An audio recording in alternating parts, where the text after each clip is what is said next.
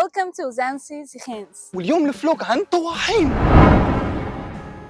من سوريا إلى الطواحين. وهلا نحن بقرية تراثية جنب أمستردام بشمال هولندا، من أحلى القرى الريفية، فيها التراث القديم، الثقافة، وهي تعتبر متحف للتراث الحي. يعني أنت بقلب متحف كبير تمشي بين الطواحين وبتتعرف على التراث القديم لهولندا، وهي كانت من أهم المناطق الصناعية بسبب الطواحين. لأنه لكم تابعوا الفيديو لأشرح لكم أكثر عن هدول الطواحين، شو بتعمل هاي الطواحين ومن أيمن، ونحكي عن تاريخ المدينة. يلا كملوا الفيديو. I'm from Baku, Azerbaijan. More than 1,000 kilometers. I just came here to see this wonderland. شوفوا العالم، حتى في مخاط، والتجربة مذهلة بتعيش فيها تجربة الماضي. هلا بدنا نشوف المتحف، بدنا نشوف الطواحين، بدنا نشوف الاولاد عم تلعب طابة. كثير شيء حلو تلعب طابة عند الطواحين. صور لكم اياهم شوي، بركي بيطلع منهم فان دايك او فان ديخ. هاي في شغله انا على طول بسمعها، انه اهل الريف غير اهل المدينه، بيكونوا لطيفين اكثر. سبحان الله، هذا الشيء حتى باوروبا. بهولندا نحن على الطريق بتلاقي صدف بالارض، طلعوا بتلاقي صدف، مع انه نحن بعاد كثير عن البحر. طبعا لانه الاكثريه بيعرف ليش، لانه تحت مستوى سطح الماء. لشو بدنا من هولندا؟ خلونا بالطواحين.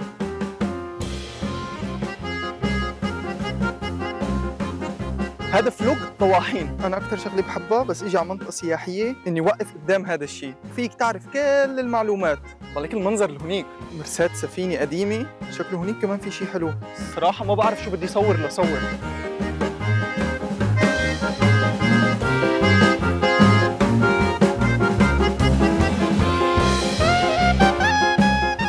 هون مثل سنتر لمدينة الطواحين. من هون في مثل ما انتم شايفين في محلات، في كافتريات، في كل شيء، بس نحن بدنا نفوت على الطاحونة، ما بدنا نشوفها من برا. طبعا المنظر بجنن. معلش بدكم تطولوا بالكم شوي، مرروا على الطواحين دغري. في شيء كمان مشهور بهولندا، هو هذا الحذاء الخشبي.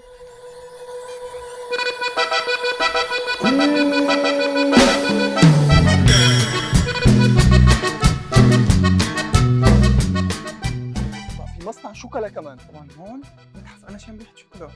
وهذا الباب، هذا الباب ما بعرف وين الباب. هذا اسمه فلوق الاحذيه، مرة يكون فلوق الطواحين. رح اجننكم قبل ما اخذكم على الطواحين. شوفوا لي قديش في احذيه.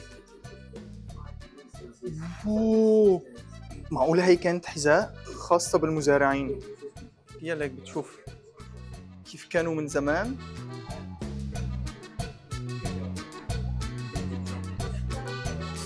هي بتشبه تبت علاء الدين بس خشب. هي شربوكي اسمع عنها.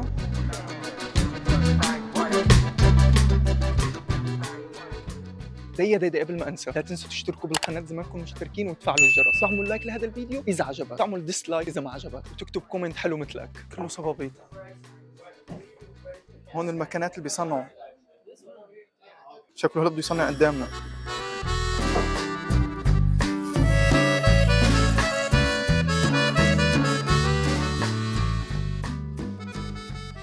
هو قاعد عم يشرح لنا للعالم. شوفوا العالم قاعدة، هم مبين معاك احسن. هون مثل ما شايفين المكنه هي اللي عم بتعملها اول شيء بشكل دائري. طبعا هون المشغل، وهيك بيكون شكله قبل ما يلونوه، وبس تلون دغري بينعرض للبيع. هون تخيل تصنيع هون والبيع هون. ما بعرف اذا نحن لازم ننطر ليخلص، بس في كثير شغلات متحمس اني صورها. بكفي ريحه الشوكولا اللي شميتها لانه في مصنع شوكولا كمان. بخلص بكفي تصوير احذيه. خلونا نرجع نطلع للطواحين. عم نشم ريحه الشوكولا بس ما عم بعرف من وين. وهون مثل ما شايفين بيعملون حتى لوح زراير. حس حالي كلب بين كل هالطبيعه وانا قاعد عم بدور على الشوكولا. شغله حلوه شفتها، شايفين هون الطواحين وهيك القدم. شوفوا هنيك شو في مصانع. هذا دليل بانه بدنا كل هالطواحين بمصنع واحد. هاي الطاحونه عشان تعرفوا كمان كيف هي بتشتغل. ما شايفين تحت ممكن تنقل مي من هاي الجهه لهي الجهه عن طريق الهواء، بس المروحه تدور لفوق بتدور اللي تحت. طبعا هي ما عم تشتغل حاليا، هي بس منظر. هنيك الجبنه والحليب، وهون بير المي. خلص هذا اخر محل قبل الطواحين. اوه هون كيف بتصير الجبنه. شو هدول حيوانات حقيقيه ولا لا؟ أول مرة فكرتهم حقيقيين والله. ليك شو حقيقية؟ حتى في مخاط. هو اللي مخرب كل شيء. ها كل شيء مبين إنه حقيقي.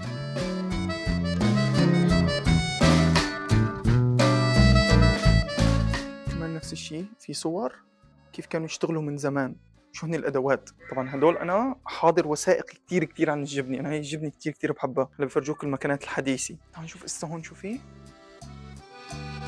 مراحل تطور هذا المكان من 1951 ل 2018. للتوضيح نحن ب 2025. قول هلا شفنا عالم طلعت من هون بعد نص ساعة هو بفوت على سوبر ماركت. هوليك في مكانات حقيقية وريحة الجبنة. وهون كمان بتجي عالم بتقعد وبيفرجوك كيف عم يعملوا الجبنة، مثل هداك اللي كان عم يفرجينا كيف عم يعملوا الأحذية. بقى شيء بجنن، بيفرجوك الشيء واقعي على الحقيقة. ونفس الشيء بتشوف هون كيف عم تصنع وهونيك بتشتري. هلا عن جد مشوا على الطواحين حاليا ما في غير وحده شغاله. رح نحاول نبعد قد ما فينا مشان نصور بالدرون. متحمس لصور بالدرون بهولندا. طبعا اللي حضر فلوجات سوريا بيعرف صورت كل سوريا بالدرون، بس بهولندا ولا مره صورت، لانه هون لكل مكان في ترخيص. You'll have it your way. Maybe someday. زانسيسخانس معروفة بالطواحين الهوائية التاريخية. هي كانت رمز للصناعة بهولندا، وهي الطواحين اللي وراي كانت تستخدم لطحن الحبوب، لنشر الخشب، أو حتى استخراج الزيت. والتجربة مذهلة، بتعيش فيها تجربة الماضي، بتحس حالك إنه أنت رجعت بالزمن لورا كتير. بقى للقادر خليه يجربه. بس أوفيق مثل ما شايفين هونيك في قارب، كل العالم عم تصور بنهاية الجهة.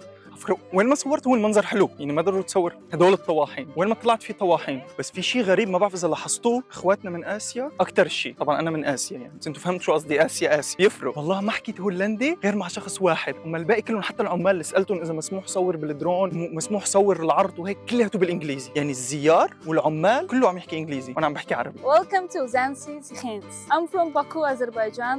More than 1,000 kilometers I just came here to see this wonderland. هدول هن اخواتنا من اسيا اللي عم لكم عنهم. ممكن يكونوا جايين مع بعض لانه في باصات برا، جايين مع مرشد سياحي وهيك، وانا دخلت بيناتهم.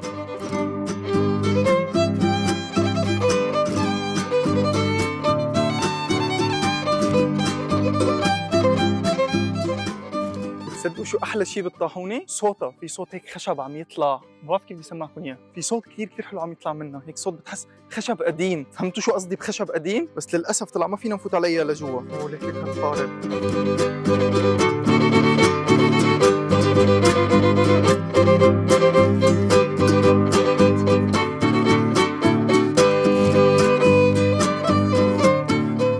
طلعت بالضم 10 طواحين، وكل طاحونه الغرض منها الموتيرات. يا الله، بس بضل هذا الموتير ارحم من موتير البار. استغفر الله العظيم. شفتوا والله انا عندي مشكله مع الموتيرات.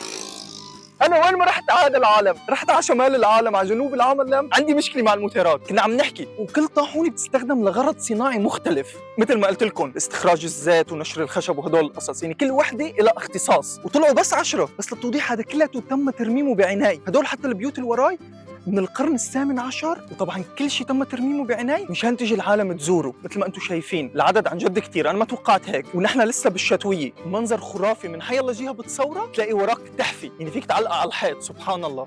انا دخت لاني صايم، والله دخت كنت رح اوقع. وهاي صورنا الطواحين، واخيرا صورنا الزلمه كمان. طبعا قبل ما نروح بس حبيت روح اقعد هونيك. حلو الواحد هلا يشرب فنجان قهوه، بس انا صايم. طلع في عالم كثير قاعده هون، فكرت حالي انا الوحيد. الالوان وهالقصص على الكاميرا، بس على الواقع والله كانك عم طلع لوحه بقلب صالون. كله عم يصور صور الا انا فيديو. خلونا هسه نشوف شو بدنا نزور باوروبا. خلصنا من سوريا، هلا عنا اوروبا. ايه هدول برادر. خلص بكفي لهون، بكون خلص الفلوق تبع اليوم، فلوق الطواحين.